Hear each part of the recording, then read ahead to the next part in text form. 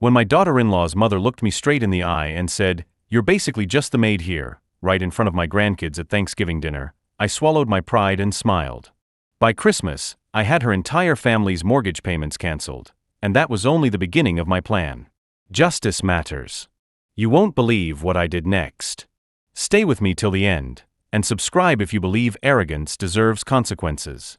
I live in a quiet cul-de-sac in Plano, Texas, the kind of suburban neighborhood where everyone waves politely but gossips the second your garage door closes. I've been here for nearly 20 years, in the same two-story brick house with white shutters that I fought tooth and nail to keep after my divorce. People see me now, gray streaks in my hair, a Toyota Camry in the driveway, working part-time at the library, and they think I'm just another middle-aged woman sliding into the background. They don't know the whole story. They don't know who I used to be. I've always been the type to mind my own business, but life has a funny way of dragging you into battles you didn't ask for. My son Ryan lives just 2 blocks away with his wife Kelly. He's an IT manager, she's a lifestyle blogger who somehow manages to make every brunch, every barbecue, every neighborhood gathering into her stage. I don't mind Kelly's energy most days, but she has this way of speaking about me as if I'm less. Like I'm the help, the background character in her perfect suburban brand. I tried brushing it off at first. I mean, I've dealt with worse: corporate downsizing, raising kids on my own, juggling mortgage payments when interest rates nearly crushed me. But there's something about being dismissed in front of your grandkids, like you don't matter, that cuts deeper than I expected. The neighborhood itself has its quirks. We've got an HMA president who loves to send nastygrams about trash cans left out too long. We've got porch pirates who strike every holiday season. But the strangest thing started about 6 months ago. A black Escalade parked near my driveway, engine running, tinted windows rolled up. My neighbor across the street swore she saw the same car outside Kelly and Ryan's house too. I didn't think much of it then. Just figured it was an Amazon Flex driver or someone waiting for a DoorDash order. But later, when all the pieces came together, that little detail would hit me like a ton of bricks. My personality? I'm not confrontational by nature. I was raised to keep the peace, smile at church, bring potato salad to the potluck. But I'm also not spineless. My father, a Vietnam vet, used to say, "Don't pick a fight, but if someone drags you into one, make sure they regret it." That line has lived rent-free in my head my whole life. Financially, I'm doing okay, not great, not terrible. I've got my 401k, some equity in the house, and a small savings account. Nothing flashy, but enough to keep me steady. Which is why it stung even more when Kelly would make comments like, "Oh, don't worry, we'll cover dinner," or "It's okay, you don't need to bring anything expensive." Like I was some charity case. Back then, I still thought it was just her personality. I still thought Ryan would step in if things ever went too far. But what I didn't know was that everything, from the Escalade, to the whispers about family money, to the way Kelly's mom looked at me with pity, was leading toward a storm I never saw coming. The real trouble started when Ryan and Kelly invited me to join them on their big family trip to Florida. Kelly had scored some travel deal she wouldn't stop bragging about, a luxury Airbnb right on Clearwater Beach, with a pool and a balcony view of the ocean. She looked at me across the table one Sunday afternoon and said, "Of course, if you want to come, you'll need to cover your own expenses. It's like $2,500 a person, but I'm sure you can swing it." I didn't flinch.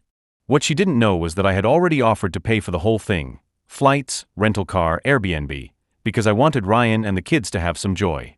My savings weren't bottomless, but I figured, hey, memories matter more than numbers in a bank account. So I surprised them. I booked the entire trip myself, covered every detail, and handed Ryan the itinerary. His eyes softened, that little boy grin I hadn't seen since he was 10. But Kelly's smile? Tight. Forced. Like she'd just lost her spotlight. I should have known that was only the beginning. The weeks leading up to the trip were a blur of Kelly's Instagram stories, shopping sprees at Nordstrom, her airport outfits, her followers asking about packing tips for Florida. She never once mentioned me footing the bill. Not once. I was invisible, even though my credit card balance said otherwise. The day we flew out, things got worse. At DFW Airport, Kelly's mother, Susan, showed up. Nobody had told me she was coming. She rolled in with her oversized Louis Vuitton luggage, hugged Ryan, air-kissed Kelly, and barely nodded in my direction. I kept my cool. Family's family, right? But then came the kicker. As we lined up at security, Ryan turned to me and whispered, awkwardly like a teenager again, "Mom, maybe you should just, meet us down there later. We're kind of tight on group seating." My chest tightened. I blinked. "What do you mean?" "I bought the tickets. I booked the seats." Kelly's voice cut in, dripping with fake sweetness. "Oh, don't take it personally. It's just, with the kids and my mom, it's easier if we sit together as a family. You'll be fine on your own." That word, family, hit like a slap. I was suddenly outside the circle, reduced to an afterthought in a trip I had made possible. I sat 3 rows back on the plane, next to a stranger who kept dozing off on my shoulder. Through the crack between seats, I could see Ryan leaning forward, laughing with Kelly and Susan, like I wasn't even there. In Florida, things didn't improve. The Airbnb had 4 bedrooms. Guess who got the smallest one? Me. A window facing a brick wall, a twin bed that squeaked every time I shifted. Susan got the master suite with ocean views. Kelly's reasoning? Well, Mom snores, so it makes sense she gets the room furthest away from the kids. At dinners, I pulled out my wallet, ready to split costs, only to be told, "Oh, don't worry, Mom, we've got it." Then I'd watch Kelly swipe the card I knew I'd already transferred money into, because the entire trip was under my name. It wasn't just money. It was dignity. Every small interaction dripped with condescension. Susan made comments like, "Some people just aren't cut out for these kinds of trips. Don't worry, you're doing fine." Kelly chimed in, "At least you're not alone back in Plano, right?" Even Ryan, my sweet boy, started pulling away.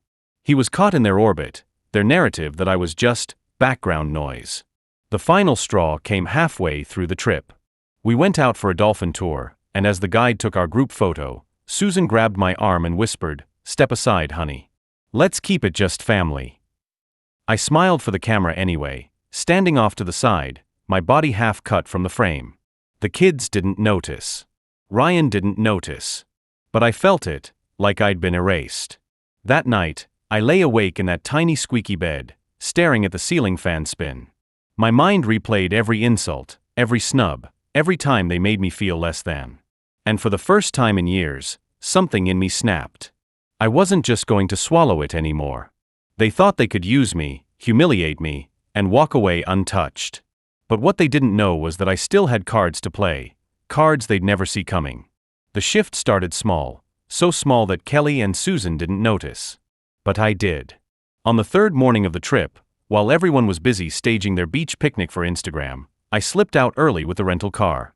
I had errands to run, at least that's what I told them. In truth, I drove straight into downtown Clearwater and met with the property manager of the Airbnb. See, I hadn't just rented the place. I had booked it under my name, with my card.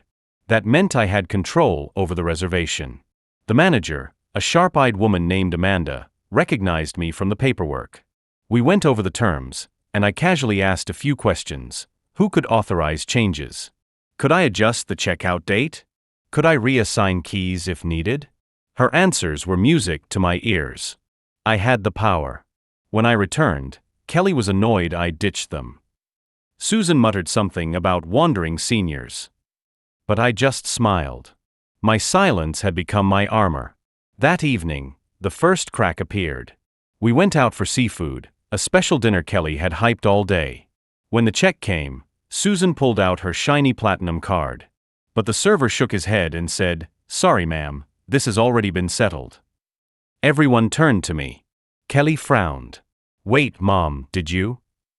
I sipped my iced tea, calm as a preacher on Sunday. "Yeah. I added dining coverage to the rental. Comes with perks.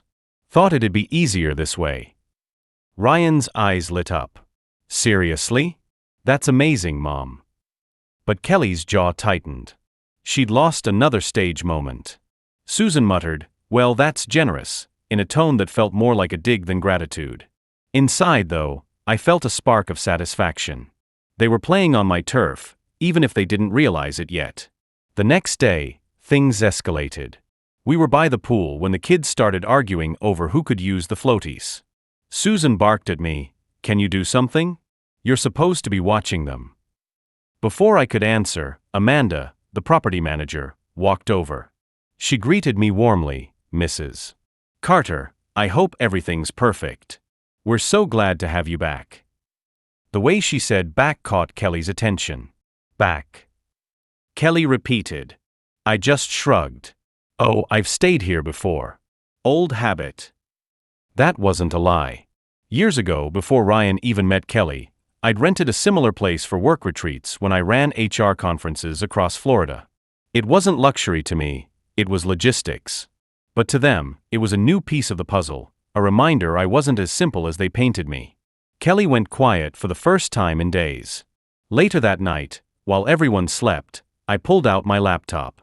I wasn't just a mom tagging along. I still had access to my late husband's trust account, investments I'd carefully managed for years. My financial advisor had once called me dangerous with a calculator. They had no clue. That's when I stumbled on something poetic. Susan's name appeared in a local HOA dispute online. Apparently, she'd been fighting with her neighbors back in Plano over an unpaid fine, thousands of dollars. It was public record, easy to find. I bookmarked it. Not because I wanted to embarrass her, at least, not yet. But knowledge is leverage. The twist wasn't in a big reveal yet. It was in the quiet power shift. For the first time, I wasn't reacting to them, I was positioning myself. And when Kelly's carefully curated world began to wobble, she didn't even realize I was the one nudging it. Most people look at me and see just another widow in her late 50s, gray streak in her hair, cardigan collection, the kind of woman you pass at Target without a second glance. And for the last 5 years, I've let them think that. But that wasn't my whole story. It started long before Kelly ever rolled her eyes at me, long before Susan decided I was baggage. Back then, I wasn't Ryan's mom. I was Linda Carter, HR director for one of the biggest tech firms in Dallas. That job wasn't just about onboarding and insurance paperwork. I negotiated million-dollar 401k packages. I built entire employee arbitration systems. I fired executives twice my size and didn't blink when they threatened lawsuits. I learned the legal side of things, the compliance side, the way to use words and clauses like weapons. And I was damn good at it. I still remember my office, top floor, corner window. The walls were lined with awards, top 50 women in business plaques, a framed write-up from the Dallas Morning News. My salary cleared 6 figures comfortably, and between bonuses, stock options, and my husband's construction company, we were set.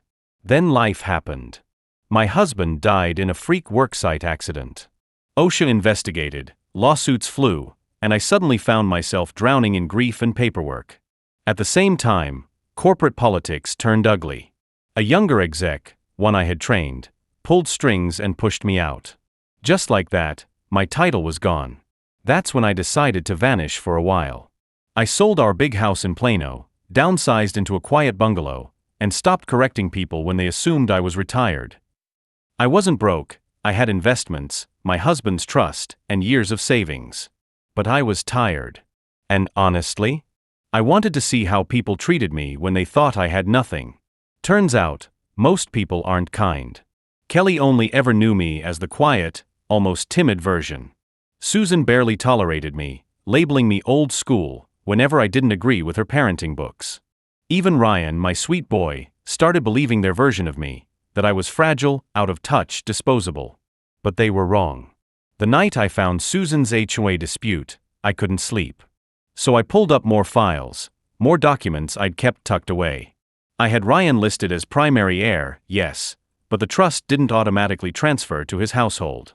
Which meant, if push ever came to shove, Susan's hands were completely off my assets. Even better, the Airbnb wasn't just a rental. I'd negotiated a quiet option to buy when booking, a trick I'd picked up during my HR conference days. Most people wouldn't bother reading the fine print. I always did. That option meant the property manager and I had an unspoken understanding. If I wanted, I could cut the trip short, extend it, or reassign it, without anyone else's say. The entire trip existed because I allowed it. And yet, to them, I was just tagging along. The irony wasn't lost on me. The following morning, Susan complained that the Wi-Fi was too slow for her work calls. She made a big scene, snapping at me, "Linda, could you just not stream your old shows while I'm working? I need the bandwidth." I smiled, closed my laptop, and said, "Of course, dear."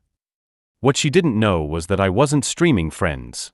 I was on Zoom with my financial advisor, reviewing my portfolio. When I muted myself, he'd been chuckling, "You know, Linda, you could buy that whole block of condos if you wanted. Sitting on those bonds is like sitting on a gold mine." Meanwhile, Susan was scolding me for using the Wi-Fi. It would have been funny if it wasn't so insulting. That night, Ryan found me on the balcony. He seemed softer than usual, less defensive.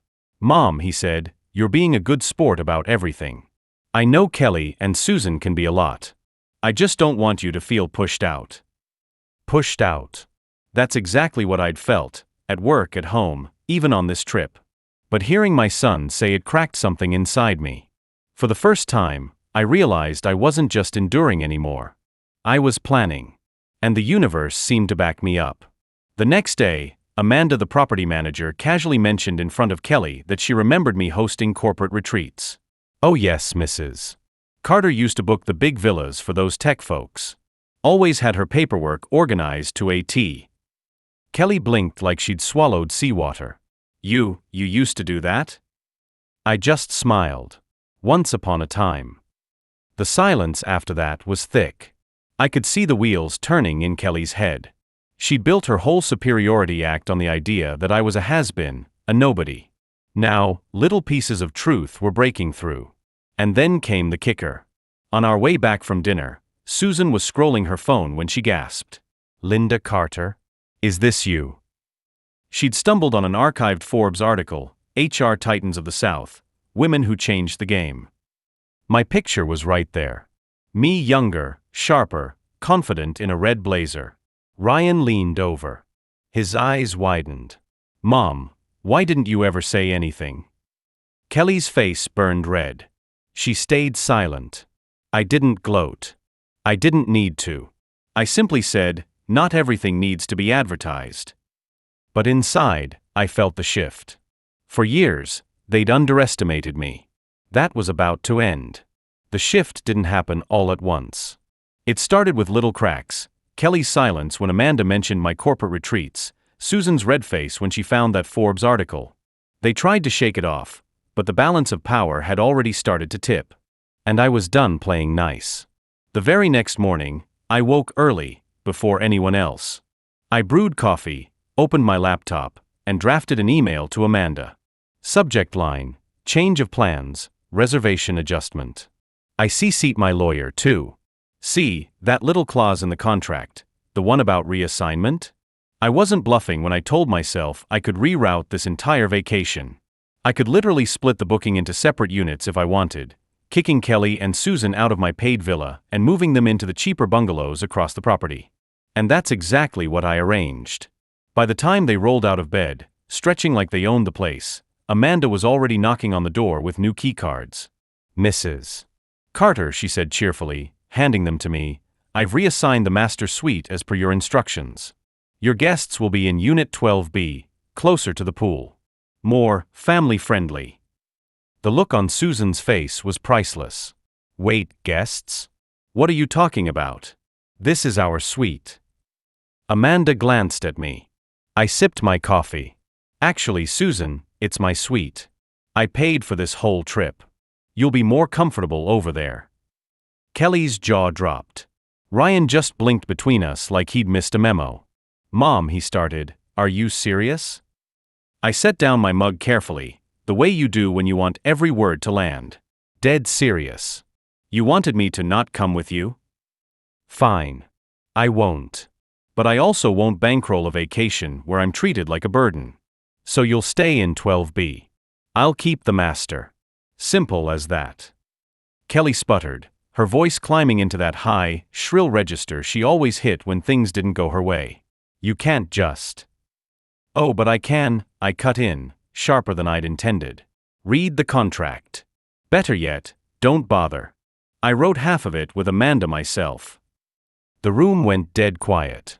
For the first time since this trip began, I wasn't the one explaining or apologizing. They were.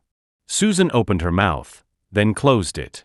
Ryan rubbed the back of his neck, clearly torn between defending them and realizing they'd pushed me too far. And then, Twist number 2. That afternoon, Amanda invited us to a small community lunch hosted by the villa staff. Kelly tried to skip it, probably to avoid further embarrassment, but Ryan nudged her along. The place was casual, picnic tables and barbecue under string lights. Easy going. Until Amanda decided to introduce me. "This is Linda Carter," she said loudly to a group of locals. Back in the day, she ran half the HR world in Dallas. Brought some of the biggest clients to our villas. Heads turned. People nodded in recognition. One man even said, "Oh yeah, Carter, my cousin went to one of your leadership retreats. Said you could fire a guy and make him thank you for the severance." The table roared with laughter. I smiled, a little embarrassed but also glowing. Meanwhile, Kelly looked like she wanted to crawl under the picnic bench. Susan clutched her plastic cup so hard it crumpled. Ryan just stared at me, this dawning respect flickering across his face. And then he whispered, almost to himself, my mom's a badass." That did it. That was the crack I needed. For years, Susan had driven a wedge between us, painting me as outdated, a financial deadweight. Now in public, in front of witnesses, my son was seeing the truth. And he wasn't ashamed of me. He was proud. But I wasn't finished yet. That evening, when they were sulking in 12B, I pulled Ryan aside privately. I told him about the trust, the one that guaranteed his financial security, but not Susan's. I explained how Susan had no legal access, no inheritance rights. If she kept pushing me out, she was only pushing herself out of any future safety net. His eyes widened. "So, all this time?" "All this time," I nodded. I stayed quiet because I didn't want money to define our relationship. But when your fiancée and her daughter start treating me like I'm disposable, that's where I draw the line. I didn't need to spell it out. He got it. The next day, Susan tried to stage a confrontation. She cornered me on the patio, hissing under her breath. "You're manipulative. You're trying to turn Ryan against me. This is my family, not yours." I looked her dead in the eye. "Wrong. This is my son. This is my legacy. And if you think for 1 second that I'll let you erase me, you're in for a rude awakening." Her face went pale. She wasn't used to me fighting back. Kelly, overhearing, muttered, "God, Susan, maybe just drop it. We're the ones living in the kiddie pool now." It was the first time Kelly had ever sided against her mom. And that was my victory. From that point forward, the air changed. They treaded carefully, no more snide remarks about old ladies with too much luggage, no more dismissive eye rolls. Even Susan toned it down, her power play unraveling piece by piece. Because I had flipped the script. I wasn't the tag-along widow anymore. I wasn't the burden. I was the woman who paid, the woman who planned, the woman who could pull the rug out whenever I wanted. And for the first time in years, I felt alive again. The final straw didn't come from me. It came from Ryan. A few days into our new arrangement, I noticed him pulling away from Susan. He wasn't clinging to her the way he used to. He wasn't rushing to defend her every time she snapped at me. Instead, he was watching her. Watching Kelly. Watching the way they treated people, not just me, but the staff, the locals, even the waiters at dinner. And for the first time in years, I saw my son's eyes open. It happened at the resort's farewell dinner. A gorgeous spread, torches, live music, sunset over the ocean. Everyone was laughing, clinking glasses, taking photos. Everyone but Susan. She was fuming because her steak had come out medium well instead of medium rare.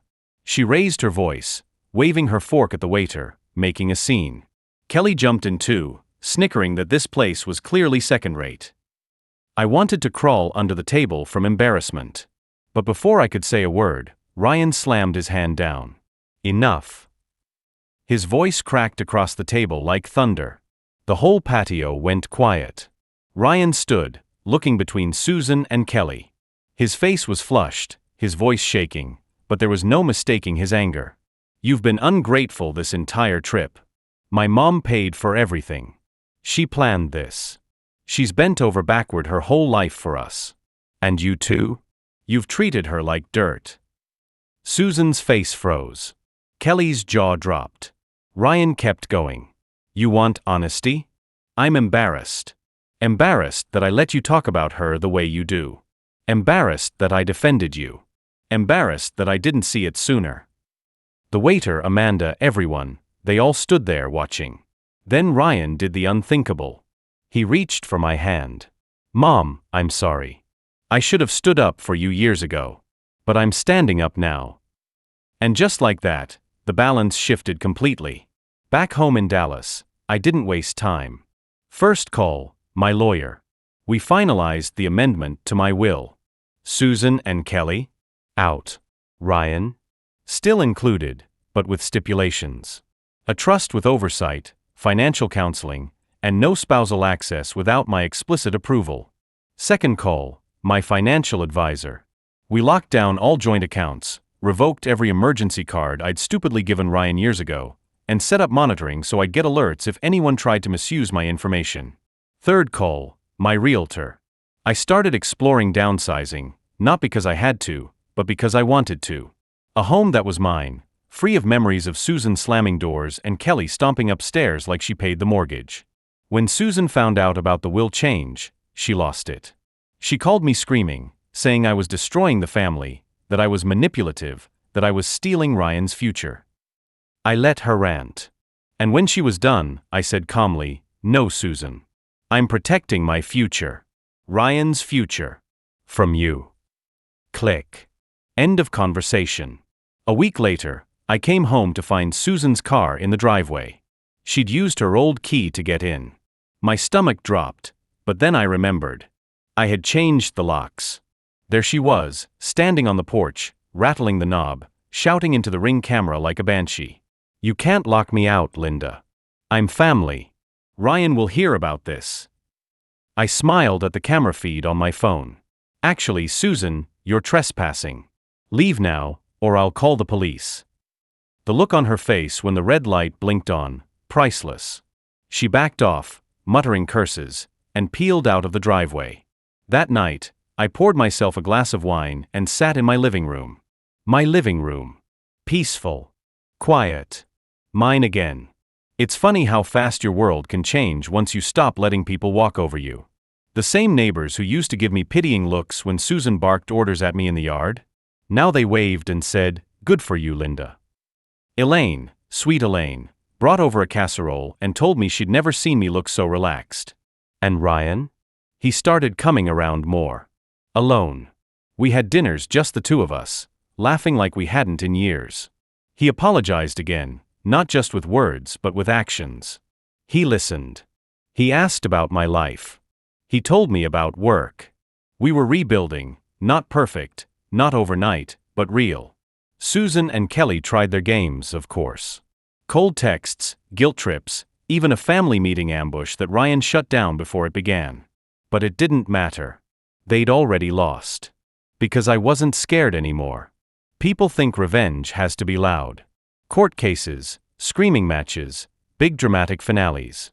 But sometimes, the sweetest revenge is quiet. It's the sound of locks clicking shut on people who don't deserve a key. It's the silence of a phone you don't feel pressured to answer. It's the peace of knowing your money, your home, your life are under your control again. And most of all, it's hearing your son, the same boy you once rocked to sleep, look you in the eye and say, "Mom, I'm proud of you." That was my justice. That was my empowerment. I didn't just survive Susan and Kelly's betrayal. I rose above it. I reclaimed my life. And I'll never ever let anyone put me in the back seat of my own story again. If there's one thing this story proves, it's that silence in the face of disrespect is never kindness, it's permission.